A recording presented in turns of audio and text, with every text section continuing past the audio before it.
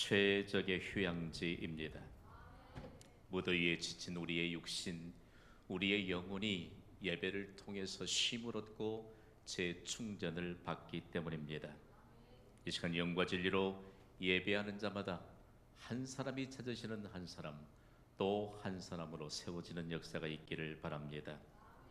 저는 오늘 광복절 기념 주일 예배를 통해서 기독교 역사에 정말 가슴을 저미는 듯한 한 토막의 역사적인 사건 하나를 소개하려고 합니다.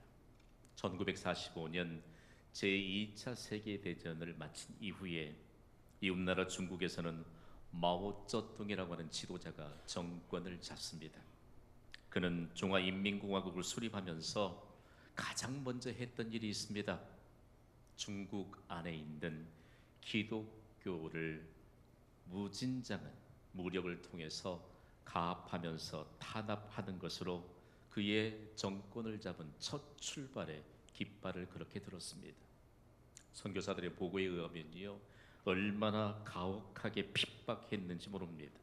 당시 여러 곳에 편만에 있던 기독교인들 그 가운데 300여 명이 공동체적인 농장을 일구면서 주일이면 예배 초소에 모여서 예배를 드리던 자들이 있었습니다.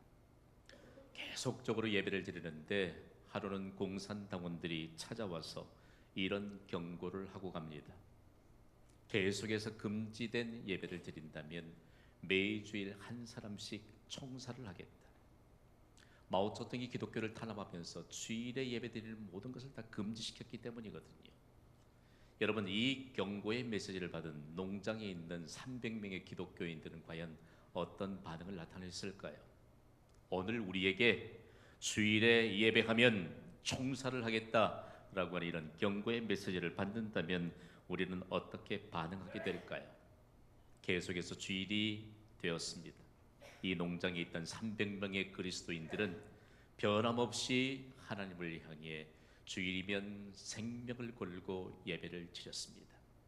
찬송가가 울려 퍼지자 유력한 공산당원들이 총을 맨 채로 그 예배 장소에 왔습니다. 그리고 정말 무식한 말로 이렇게 물었습니다. 어느 놈이 예배를 선동했느냐? 라고 묻습니다. 이때 교회를 섬기던 장로 한 분이 제가 그랬노라고 손을 들고 그들을 향해 걸어갑니다. 그는 걸어가던 도중에 총에 맞아 총살을 당했습니다. 그 일이 있고 또 다음 주일이 다가왔습니다.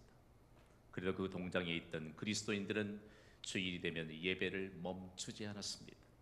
주일마다 한 사람이 또 총에 맞아 총살을 당했습니다. 매 주일마다 한 사람씩 총살을 당하면서 생명과 예배를 바꾼 것입니다. 한 달이 지나고 두 달이 지나고 그리고 3개월이 지날 때까지 한 주일도 예배를 거르지 않고 그들은 한 생명과 함께 주일 예배를 바꾸면서 하나님을 향한 신앙의 고백으로 예배를 드렸습니다. 놀라운 일이 일어났습니다.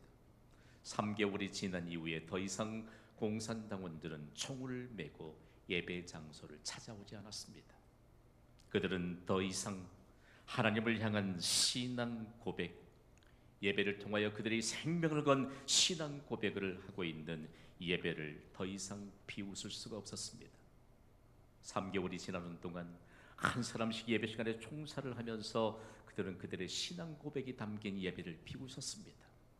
그러나 더 이상 무력으로도 그들은 하나님을 향한 신앙 고백인 예배를 방해할 수가 없었습니다.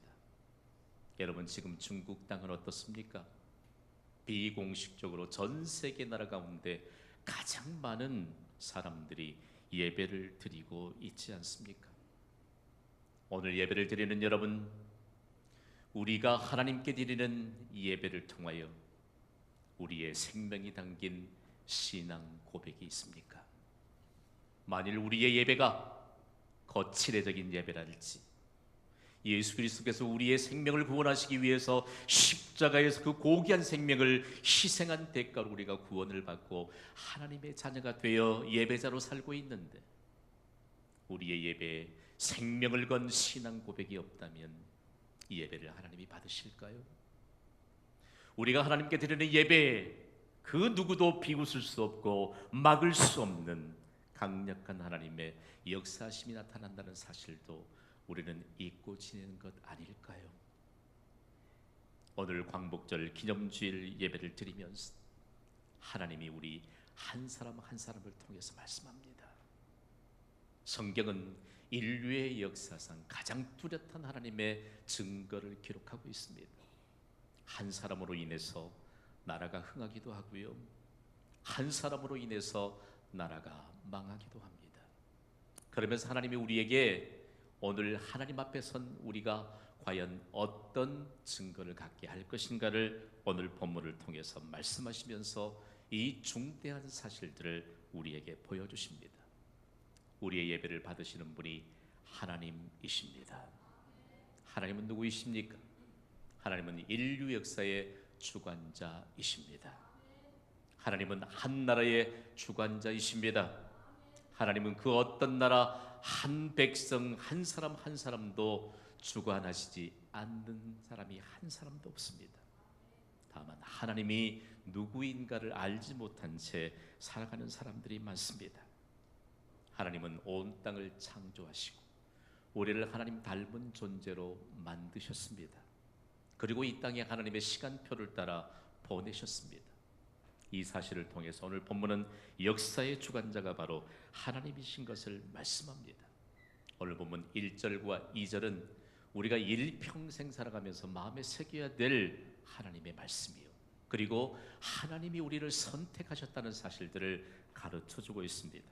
오늘 본문 이사야 44장 1절과 2절 말씀을 우리 소리 높여 읽겠습니다. 시작. 나의 종 야곱, 내가 택한 이스라엘아, 이제 들으라. 너를 만들고 너를 모태에서부터 지어낸 너를 도와줄 여호와가 이같이 말하노라.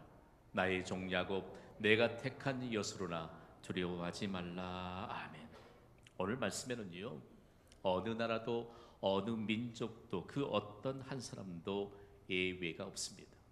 하나님이 이스라엘이라고 하는 이름을 주시면서 하나님이 모든 나라 그리고 모든 민족을 다스린다라고 하는 사실들을 만방에 선포하셨거든요. 그러면서 하나님은 이스라엘을 선택하시고 우리도 선택하셨습니다. 믿으시기 바랍니다. 어떤 용감한 분들이 잘 몰라서 그렇죠. 왜 이스라엘의 하나님을 믿느냐고. 그것은 하나님 앞에 겸손하지 못하기 때문이에요.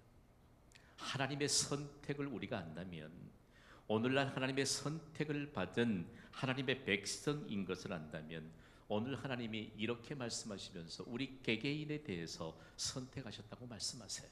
함께 선포하겠습니다. 내가 택한 이스라엘아 들으라. 자, 중요합니다. 여러분, 지금 제 음성이 여러분의 귀전에 들리십니까? 하나님은 한 사람도 예외 없이 내가 택한 이스라엘아 들으라. 하나님이 우리 모두를 선택하셨기 때문에 들으라고 말씀합니다. 하나님의 말씀을 들으면 그 자체로 복이 됩니다. 하나님의 말씀을 듣는 자가 복이 있습니다. 우리말에는 좀 한계가 있거든요. 내가 늘 아쉬운 게 그래요. 여러분, 그냥 우리의 귀전의 음성이 들리는 것으로 듣는 것이 아니고요, 들려오면 그 말씀대로 따라 행하는 행동을 수반해야지만 듣는 것이 됩니다. 이것을 성경은 순종이라고 말합니다. 여러분, 오늘 우리의 예배가요, 우리가 그냥 하나님의 말씀을 듣기만 했다면 이 자리에 결코 하나님께 우리의 전부를 드리고 최상의 가치를 드리는 예배에 관한 행동은 없겠지요. 그래서 예배는요, 우리의 인생에 대한 총괄적인 것이고 우리의 신앙에 대한 총괄적인 것이고 그리고 하나님과의 관계를 확인할 수 있는 총체적인 것입니다. 하나님은 여전히 하나님의 말씀을 듣는 자들에게 복이 있게 하십니다. 우리 모두가 하나님의 복받을 자인 것을 나타내시죠. 다음으로 하나님은 매우 흥미롭게 이런 표현을 쓰시거든요. 함께 선포합시다. 내가 택한 여수로나 두려워 말라. 시작. 자, 흥미로운 이름으로 하나님 부르세요. 이스라엘이라고 부르시더니 여수룬이라고 부릅니다. 구약은 히브리어라고 하는 말로 기록이 되었거든요. 이 히브리 말의 여수룬은 옳다 혹은 바르다라고 하는 의미입니다. 그런데 하나님이 선택하신 백성이니까 옳고 바른 것은 너무나도 당연한 것이죠. 그런데 하나님이 마치 우리가 사랑하는 우리의 자녀들을 아이고 내 새끼 이런 것처럼 착한 내 아가야라고 하는 뜻이에요. 그러니까 하나님이 얼마만큼 하나님이 선택하신 자기 백성을 사랑하시는지를 여수룬이라고 부르면서 나타내십니다. 하나님이 우리를 사랑하시는 줄 믿습니다. 얼마만큼 사랑하실까요? 하나님의 독생자 예수 그리스도를 우리를 위해 희생시키시면서 죽기까지 그리고 끝까지 우리를 사랑하심을 십자가에서 보여주셨습니다. 우리를 하나님의 사랑을 입은 자들이라고 말합니다. 이 구약 원문의 히브리어가 여수룬이라고 하는 이 애칭으로 하나님이 우리를 지극히 사랑한다고 말씀하시면서 신약 시대에는 과연 어떻게 나타나실까? 여러분 신약 성경은 헬라어로 기록이 됐거든요. 여기에 여수룬에 해당하는 헬라어가 바로 예수 그리스도를 뜻합니다. 그리고 교회를 뜻합니다. 더 나아가서는 구원받은 모든 그리스도인들을 뜻합니다. 여러분 우리 모두가 하나님의 사랑을 입은 자들인 것을 여러분 믿으시기 바랍니다. 그러면서 우리에게 1절과 2절 말씀을 통해서 얼마나 중요한 메시지를 주시는지 모릅니다. 바로 하나님이 주신 해답입니다. 내가 택한 이스라엘아 들으라고 말씀하시더니 내가 택한 여수로나 두려워 말라고 말씀합니다. 따라합시다. 들으라, 두려워 말라. 하나님의 말씀입니다. 우리 인생의 해답인 줄 믿습니다. 하나님의 말씀을 들으면 해답을 얻습니다. 그런데 하나님이 두려워 말라라고 말씀합니다. 그러면서 우리가 매우 단순하게 하나님 앞에 서야 될 것을 가르쳐 주시고 하나님이 우리 인생에게 주신 해답은 복잡하지 않습니다. 하나님이 주신 해답은 너무나도 단순하고 간결한데 우리의 생각이 너무 복잡해서 하나님의 들으라 두려워하지 말라라고 하는 이 총체적인 하나님의 복을 누리지 못하고 있기 때문이라는 것입니다. 두려워 말라 들으라고 하는 이 간단하고 단순한 하나님의 해답이 주어졌는데 영어권에 있는 그리스도인들은요 매우 현실적으로 이렇게 이해합니다. 제가 우리 모두에게 함께 이해하도록 한국인의 정서와 미국인의 정서를 좀 혼합시켜 놨어요. 영어로 simple이라고 하는 단어는 단순하다는 것을 의미하지 않습니까? 그리고 sinful은 죄가 된다는 의미입니다. 그러니까 누구든지 하나님 앞에서 simple하지 않으면 sinful하게 된다. 하나님 앞에 단순하게 하나님의 말씀을 듣고 하나님의 말씀대로 따르지 않으면 죄가 된다는 것입니다. 오늘 3부 예배에 하나님의 강력한 은혜가 임할 줄 믿습니다. 근거가 무엇이지요? 내가 하나님의 말씀을 받기 때문입니다. 그렇다면 하나님이 들으라 두려워 말라 단순한 해답을 주시면서 도대체 믿을 만한 근거가 무엇입니까? 하나님, 우리 그렇게 물을 수 있잖아요. 하나님의 말씀을 듣고 두려워하지 말라고 말씀하셨는데 도대체 이 말씀은 우리에게 무엇을 근거로 하시는 말씀입니까? 하나님이 첫 번째 근거로 모든 두려움을 제거해 주시는 것을 명확하게 가르쳐 주십니다. 본문의 배경은요, 가뭄이 시시때때로 찾아오는 극심한 갈증을 겪어야 되는 그런 땅입니다. 아이들이 태어나면요, 이 고대 곤댕 지방에서 부모들이 맨 먼저 아이가 자라면서 일어서고 걷고 말을 듣잖아요. 말귀를 알아듣기 시작하면 인간의 가장 큰 두려움이 무엇인가를 가르칩니다. 그 지방의 가장 큰 두려움은 가뭄입니다. 그러니까 가뭄이 가장 큰 두려움이란다. 가뭄에 대해서 늘 생각하고 있어야 한단다라고 하면서 귀에 못이 박히도록 듣습니다. 아이들 물으면 가장 큰 두려움이 무엇이냐고 물으면 가뭄이라고 대답합니다. 그러나 가뭄에 대한 지혜도 없고 해결할 능력도 없이 살아가면서 가장 큰 두려움은 극심한 가뭄입니다. 성경의 증거를 봐도 아브라함의 때에도 극심한 가뭄이 임하였잖아요. 그의 아들 이삭의 때에도 극심한 가뭄이 임하였고 더욱이 애굽의 이인자가 되었던 요셉의 때에도 극심한 가뭄이 계속됐습니다.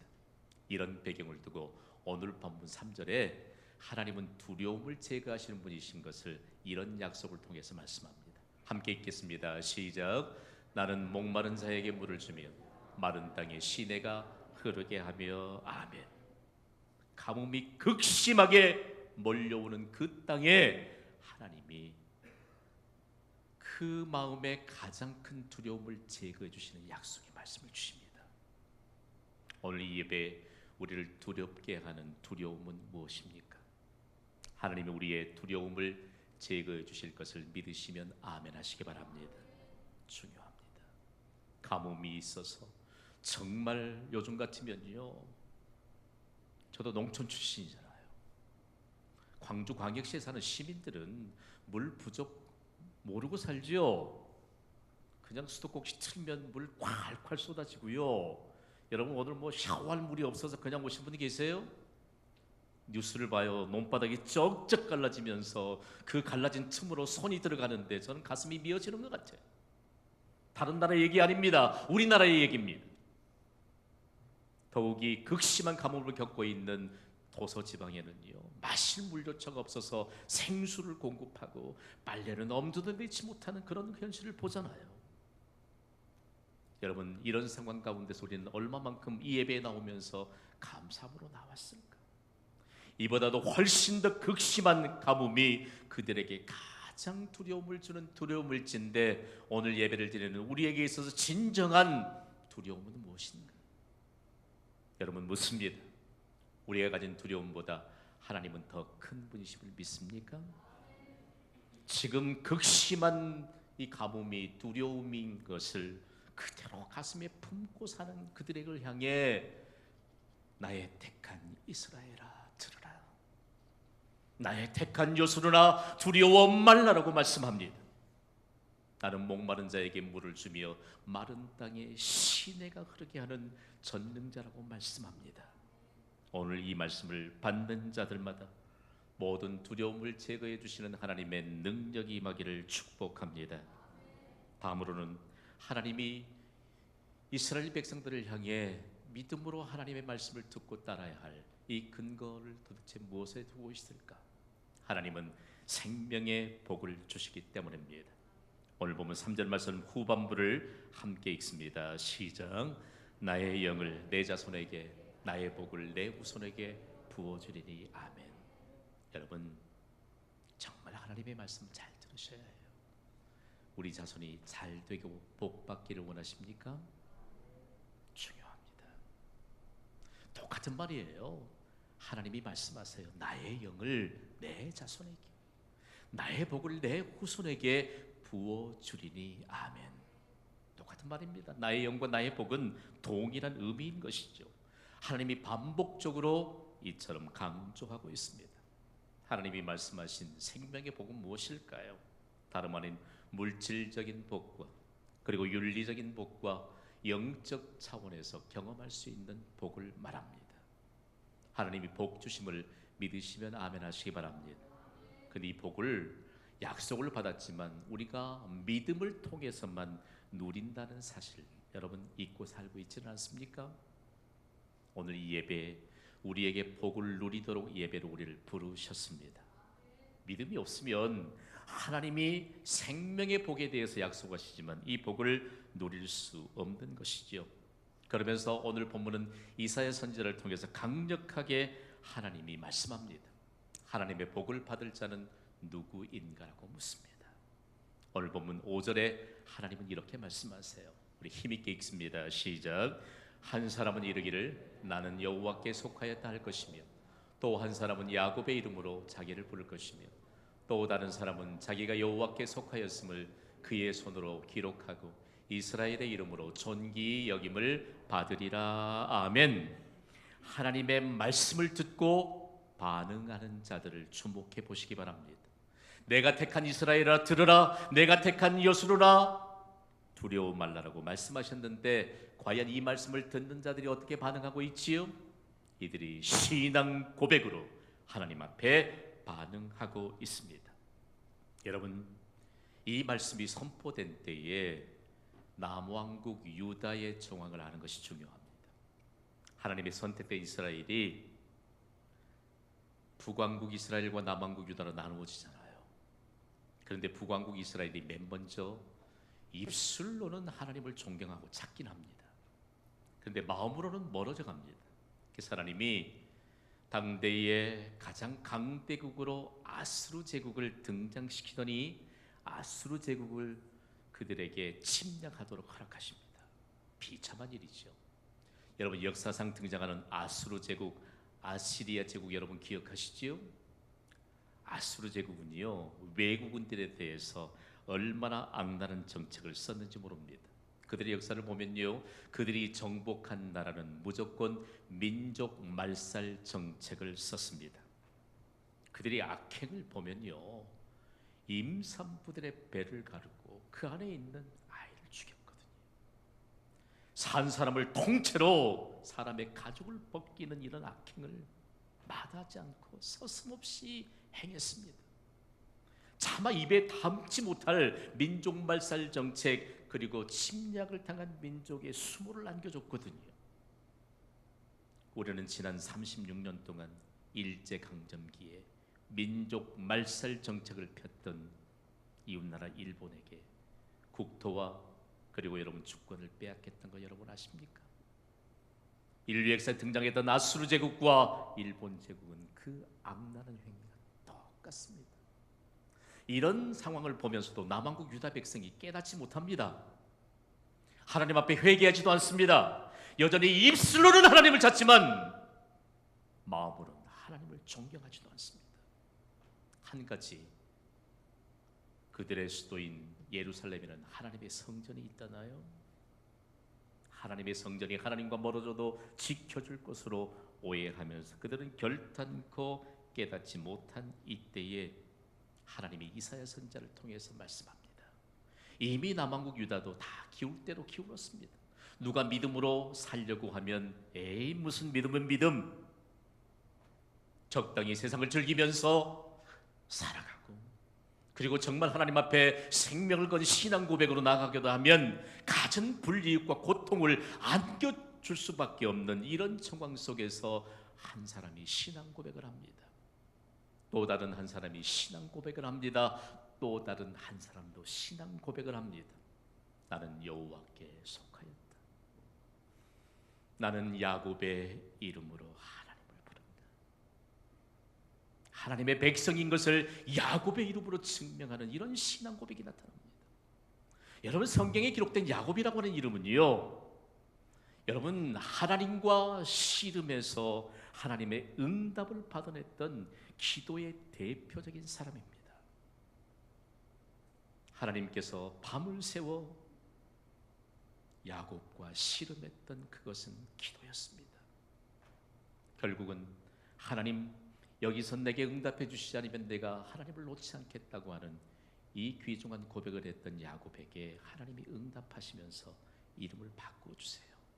그 이름이 이스라엘입니다. 제가 이스라엘 하면 여러분은 하나님과 겨루어 이기다라고 말씀해 주세요. 이스라엘, 여러분 어떻게 사람이 하나님과 겨루어 이길 수 있단 말입니까? 그러나 하나님 앞에 기도로 하나님을 향해 씨름하듯이 기도하는 자는 반드시 승리하게 될 줄 믿습니다. 이런 신앙의 고백을 가진 자들이 나타나더니 또 한 사람은 여호와께 속하였음을 그의 손으로 기록한다. 여러분, 우리의 인생의 스케줄이 우리의 복잡한 생각 속에 맞춰져 있지 않습니까? 교회는 무엇이 교회입니까? 여러분이 기도의 향기를 하나님께 올려드리는 곳이 교회인 것을 믿으시면 아멘 하시기 바랍니다. 그거 없으면 교회 아니에요. 어떻게 우리가 하나님의 강력한 역사하심에 대한 증거를 가질 수 있을까? 이런 신앙 고백으로 하나님 앞에 섭니다. 이제 조금 우리의 생각이 좀 단순해지셨습니까? 어떻게 이런 시대에 이런 신앙을, 생명을 건 신앙 고백이 있을 수 있었을까? 그들 한 사람 한 사람에게는 하나님의 약속을 믿는 믿음이 있었기 때문입니다. 그 약속을 오늘 우리 모두에게 다 주셨잖아요. 하나님은 두려움을 제거해 주십니다. 하나님은 생명의 복을 주십니다. 오늘 본문에 등장하는 남왕국 유다를 통해서 이 민족의 아픔의 역사를 뒤돌아보아야 합니다. 저는 민족의 아픔의 역사를 지울 수만 있다면 지우고 싶습니다. 해마다 8월 15일은 광복절 국가기념일입니다. 여러분, 광복절이 어떤 기념일입니까? 1945년 8월 15일 제2차 세계대전에서 일본이 연합군에 항복함으로 36년 동안이나 일본에게 빼앗겼던 나라의 주권을 되찾은 날입니다. 여러분, 어떻게 민족 말살 정책을 펴은 그들의 압제 아래서 우리의 선조들이 36년 동안 살았습니다. 일본 제국주의가 아시아 정복이라고 하는 야망을 가지고 아시아를 정복하기 시작했잖아요. 그리고 결국 무력으로 한반도를 침략했습니다. 1910년 8월 29일 여러분 기억하세요? 경술국치로 불리는 한일합방이라는 명분 아래 민족의 슬픔이 시작되었던 거 여러분 아시지요? 조선의 수많은 젊은이들이 일본이 일으킨 전쟁에 총알바지로 나가야 했습니다. 위안부로 끌려가야 했습니다. 그리고 처참하게 그렇게 죽어가야 했습니다. 이런 때에 강력하게 일본에 저항하는 한국 교회에는 무서운 핍박을 가해왔습니다. 교회 종탑에 매달린 종은 전쟁 무기를 만들기 위한 명분으로 모두 철거해 갔습니까? 여러분, 이거 아세요? 한국 교회 예배당이 세워지면 종탑을 세우고 새벽부터 땡그랑 땡그랑 새벽에 도우시는 하나님의 음성을 들을 수 있도록 종탑을 세우고 종을 치는데 그 소리가 귀에 거슬렸던 것입니다. 그래서 다 무기 만든 명분으로 다 떼갔어. 여러분, 하나님이 여러분을 깨우시진 않던가요? 그냥 눌러버리고 여러분의 영혼도 함께 잠들어가기를 반복하고 있지는 않습니까? 이런 과거의 아픔의 이 역사들이 계속돼 갈 때도 새벽에 종이 울리지 않아도 한국교회의 성도들은 민족의 아픔을 안고 예배당에 눈물을 적시면서 기도했습니다.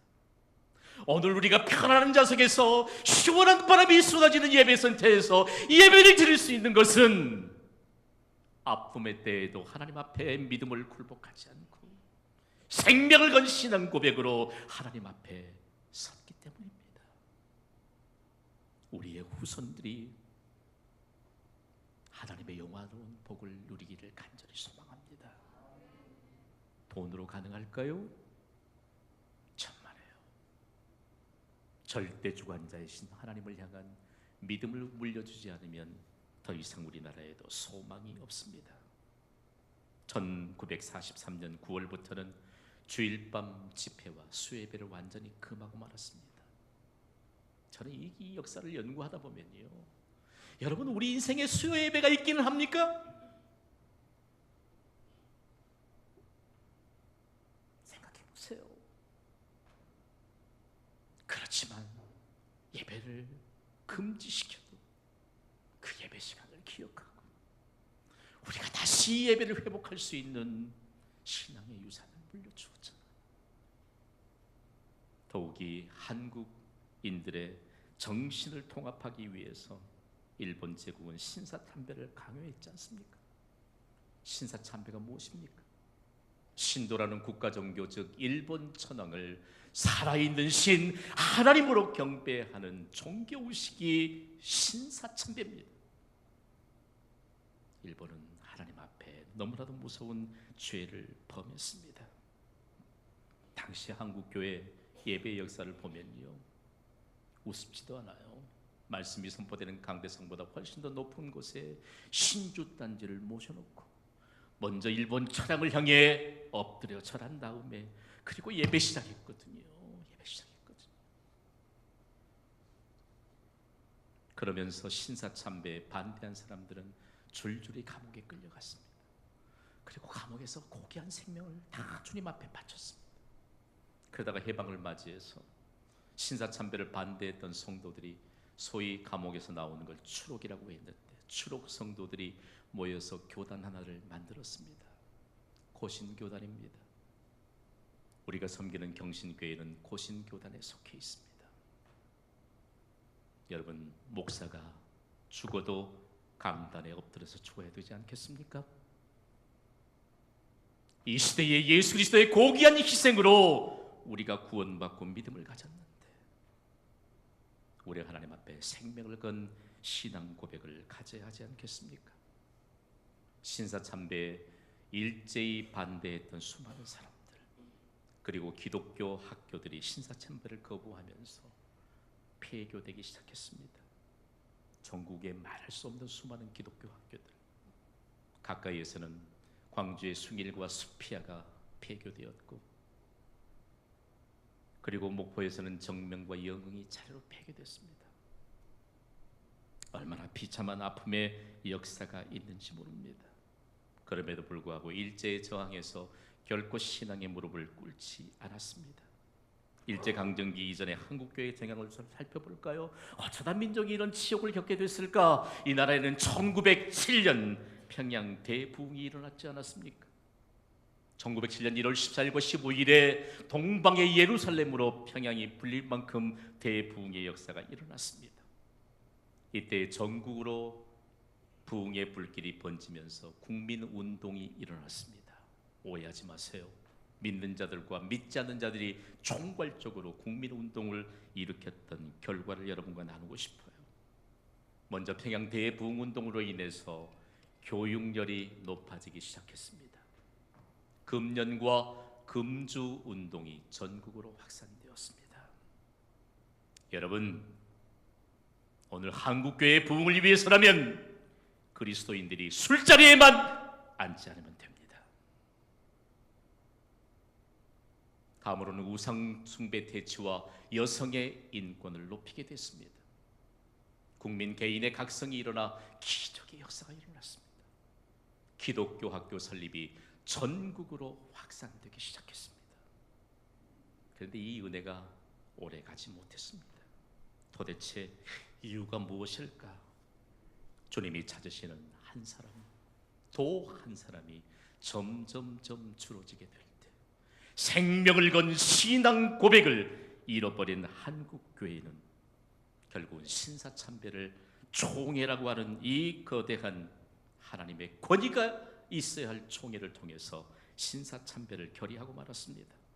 1938년 9월 10일 평양 서문박 교회에서 개회한 27회 조선 예수교 장로의 총회 둘째 날인 11일, 어이없게도 총회는 신사참배를 결의하고 말았습니다.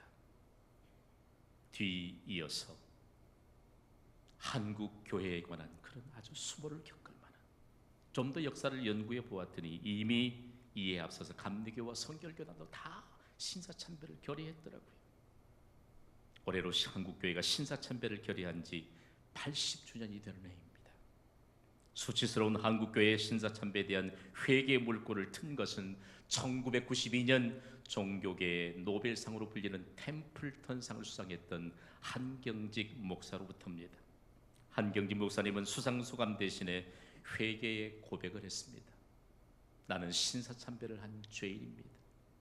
신사참배를 통해 우상숭배한 죄를 회개합니다.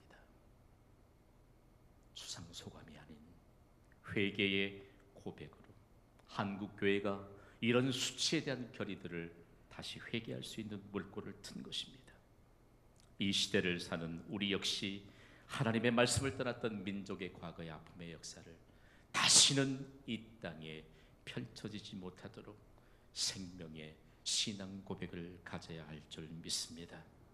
수치스러운 신사참배 결의 80주년, 광복 70주년을 맞이하면서 하나님을 향한 생명을 건 신앙 고백으로 예배하는 여러분, 일평생 동안 주님이 찾으시는 한 사람, 주님이 찾으시는 또 한 사람, 주님이 찾으시는 또 다른 한 사람으로 살아가시기를 주님의 이름으로 축원합니다.